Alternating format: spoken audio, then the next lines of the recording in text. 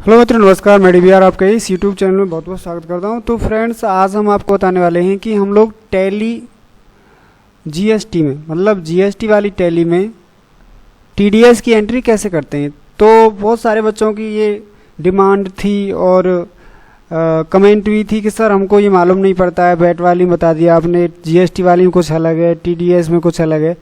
तो देखिए, टाइम का तो बहुत ज़्यादा शॉर्टेज रहता है हमारे पास, तो हम लोग टीडीएस की एंट्री जीएसटी में कैसे करते हैं, जीएसटी टैली में।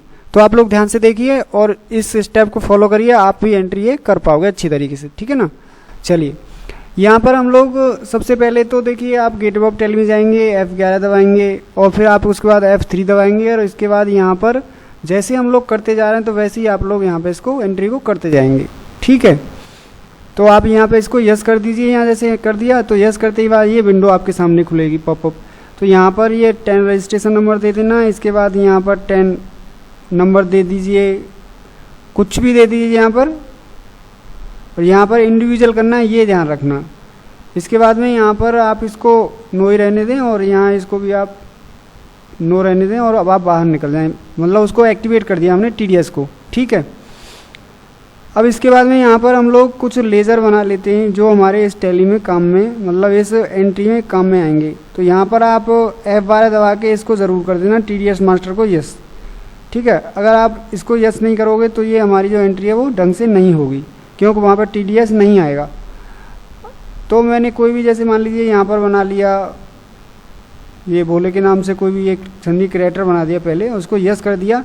और यस करने के बाद यहाँ पे इंडिविजुअल HUF लेना है ज़रूर, और इसके बाद यहाँ यस आएगा तो इसको यस ही कर देना है और इस पर ऑल आइटम्स पे यस करके आपको बाहर निकल जाना है। और इस यहाँ भी कुछ ज़्यादा नहीं कुछ करना, बस ऐसे ही यहाँ को बाहर निकल जाना है। अभी इसके बाद में हम लोग यहाँ पे क्लिक कर देते हैं और क्लिक करने के बाद इसको एक्सेप्ट करते हैं। एक्सेप्ट करने के बाद में यहाँ पर अब हम लोग आगे एक और जो इसमें आएगा लेज़र, उसको हम तैयार कर लेते हैं, इंटरनल ऑडिट एक्सपेंस। तो अब आपको पता है कि ये इंटरनेट ऑडिट एक्सपेंस है, तो ये एक्सपेंस के अंदर जाएगा। तो कौन से के अंदर जाएगा? इनडायरेक्ट के अंदर जाएगा। यहाँ पे आप इसको यस करिए, एप्लीकेबल करिए। उस पर न्यू कैटेगरी लेने के बाद, मतलब नेचर ऑफ पेमेंट में न्यू कैटेगरी लेने के बाद यहाँ पर एक लेजर यहाँ पर ये बनाइए, फीस फॉर प्रोफेशनल सर्विस या फिर टेक्निकल। इसके बाद में यहाँ पर सेक्शन 4 लगा दीजिए, पेमेंट कोड कुछ भी लिख दीजिए और यहाँ रेमिटेंस कोड कुछ भी लिख दीजिए आप लोग। और यहाँ 2% लगा के यहाँ पर कर दीजिए, 2, 4, 5 जितना भी आप करना चाहते हो। आगे 1 कर दो, 2 कर दो। इसके बाद एक और हम लोग यहाँ पर लेज़र बना लेंगे जिसका नाम है TDS इंटरनल ऑडिट। इसको जो TDS है तो ये भी हमारा क्या हुआ, एक काय की तरह यूज़ होता है, ये टैक्सेस के अंदर होता है। तो ये ड्यूटीज एंड टैक्सेस के अंदर जाएगा और वहाँ पे वो आप देखिए हमने वहाँ यूज़ कर लिया फीस वाला, उसको ऐसे ही आप लोग करोगे। इसके बाद में यहाँ पर हम लोग यहाँ पर एक एंट्री करते हैं जर्नल की। तो उसमें जर्नल में आपको पता है F7 दबा के हम लोग जर्नल पर चले जाते हैं, अकाउंटिंग वाउचर क्रिएशन में जाके। इसके बाद यहाँ पर इंटरनल ऑडिट DR में ले लिया और यहाँ पर 5,000 रुपये का हमने ये एंट्री करी है। और इसके बाद आप लोग यहाँ एक रेफरेंस नंबर देंगे 5,000 का, फिर उसका जो TDS बनेगा उसका भी 1,000 का हम देंगे रेफरेंस नंबर।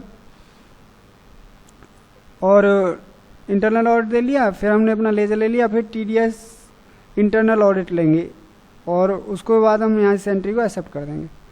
इसके बाद में हम लोग यहाँ पर देखिए, ये F12 दबाने के बाद एक ये निकलेगा, तो इसको आप यस करके यहाँ से निकल जाएंगे।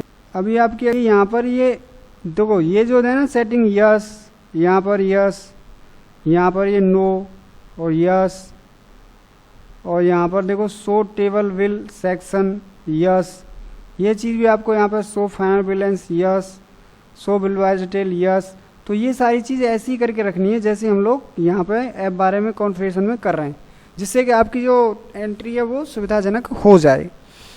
चलिए, इसके बाद में हम लोग यहाँ पर कुछ एक और लेज़र यहाँ पर बना लेते हैं HDFC बैंक का, जिसको हम यूज़ करेंगे।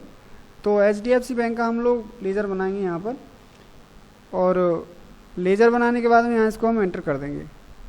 इसके बाद में यहाँ पर हम लोग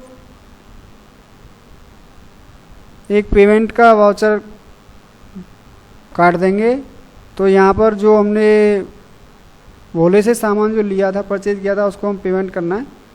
तो यहाँ इसको हम लोग रेफरेंस नंबर लेके इसको कर देंगे और ये रेफरेंस लेके इसके बाद में आप इसको यहाँ पर एंट्री कर दोगे।